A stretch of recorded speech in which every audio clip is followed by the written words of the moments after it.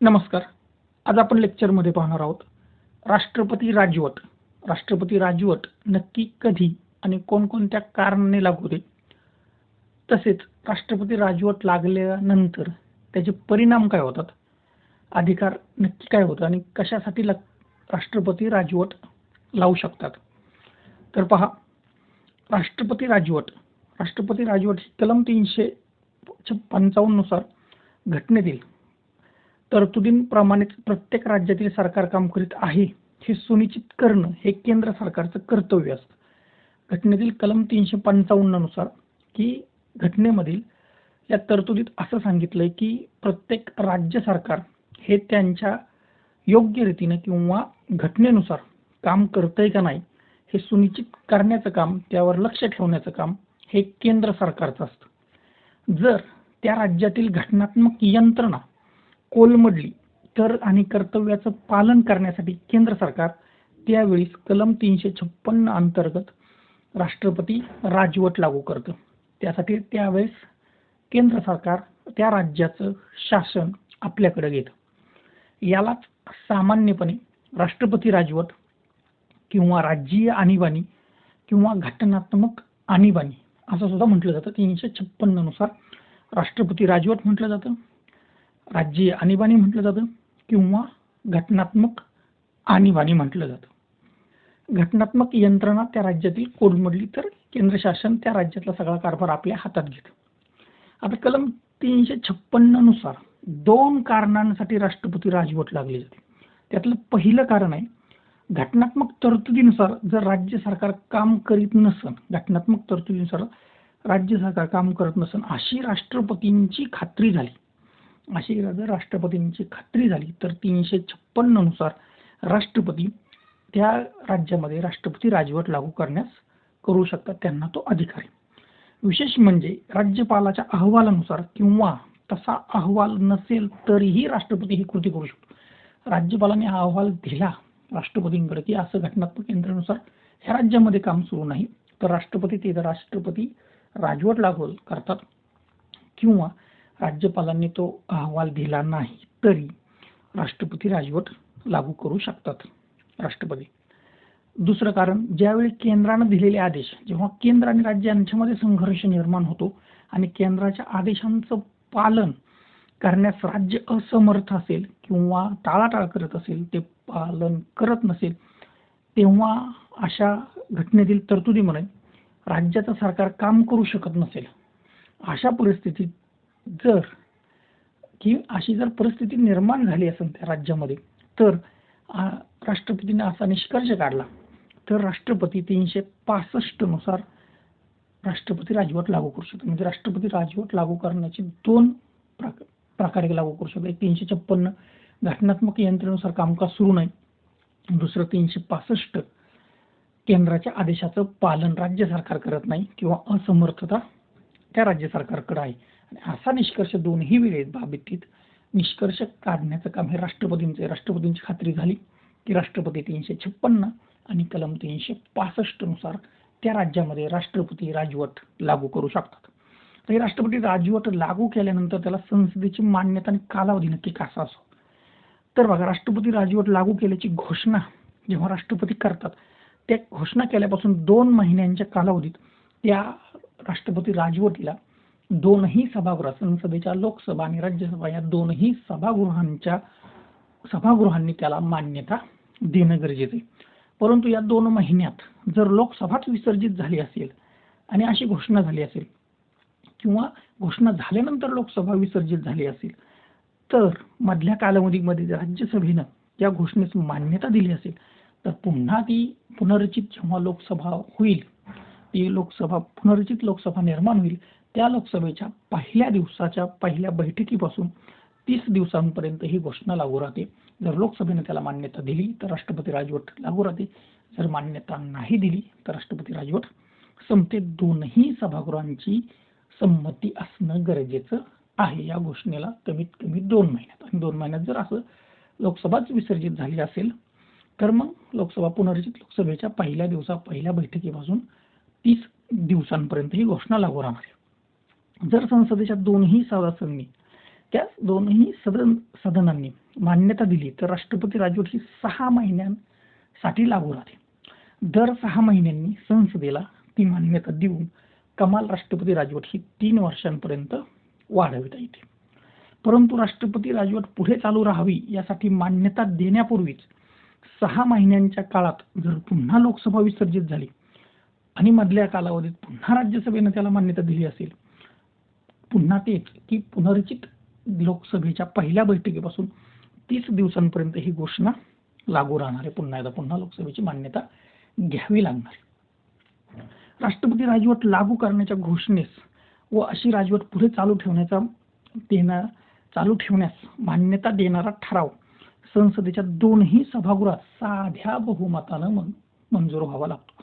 त्यासाठी विशेष बहुमताची आवश्यकता असत नाही, 2/3 बहुमताची आवश्यकता असत नाही. दोन्ही सभागृहांमध्ये तो राष्ट्रपती राजवटीचा प्रस्ताव साध्या बहुमतानं, ते पण उपस्थित असणारे सदस्य यांच्यामध्ये मतदान करणाऱ्या सदस्यांच्या बहुमतानं तो प्रस्ताव संमत केला जातो.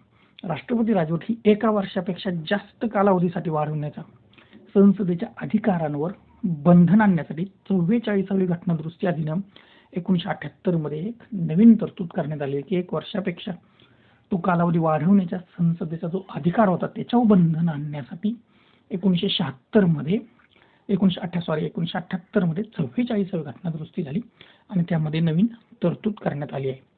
त्या तरतुदीनुसार 2 अटींची पूर्तता होत असल्यास राष्ट्रपती शासन 1 वर्षापेक्षा अधिक काळासाठी एकावेळी 6 महिन्यांनी वाढवता येऊ शकतं. त्या 2 अटी कोणत्या आहेत? 1978 साली या घटनादुरुस्तीमध्ये सांगितलेले. तर त्या 2 अटी आहेत. एक, संपूर्ण भारतात किंवा संपूर्ण राज्यात किंवा त्या राज्याच्या काही भागात राष्ट्रीय आणीबाणी लागू असली पाहिजे.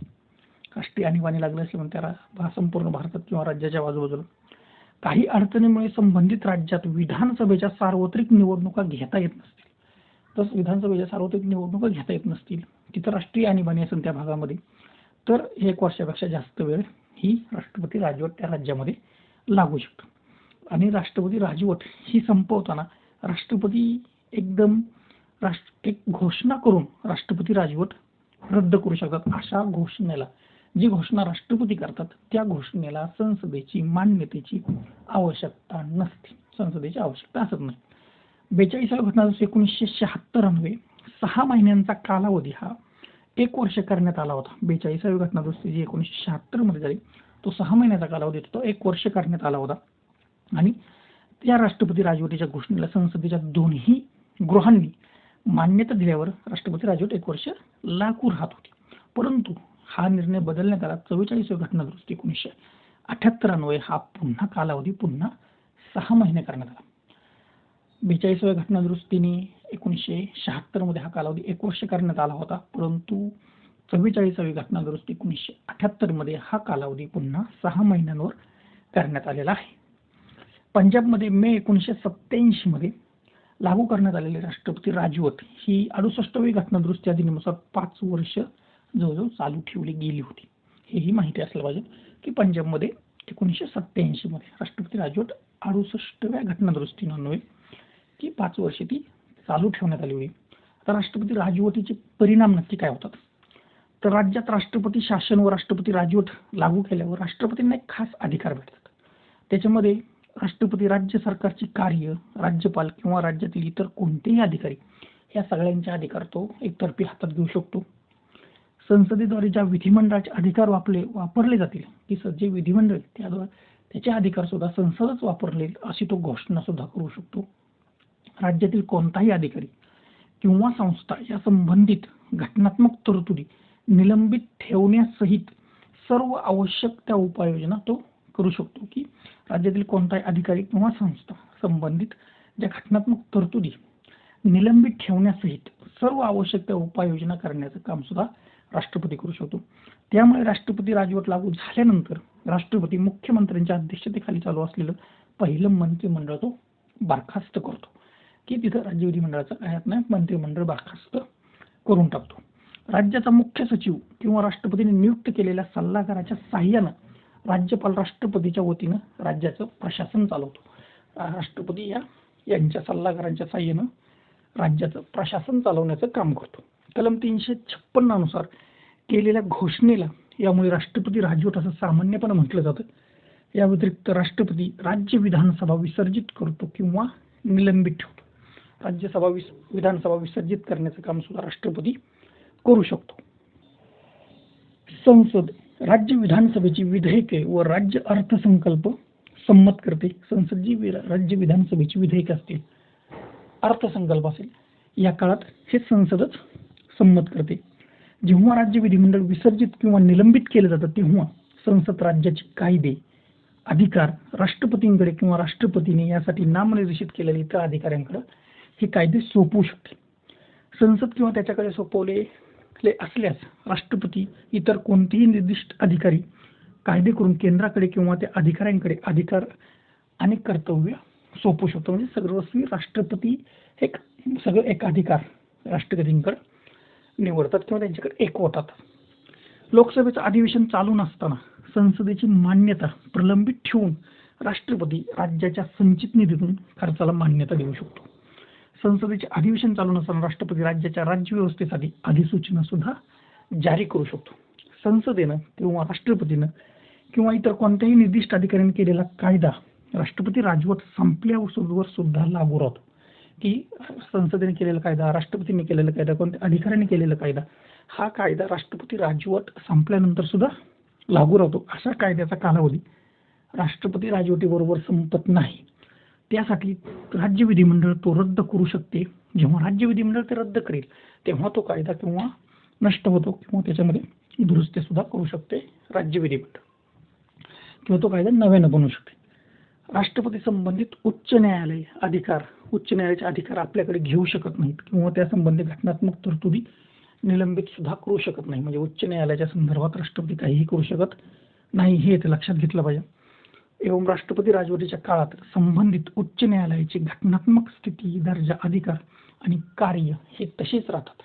न्यायालयाच्या बाबतीत कसलाही अधिकार राष्ट्रपतींना घटनेनं दिलेला नाही.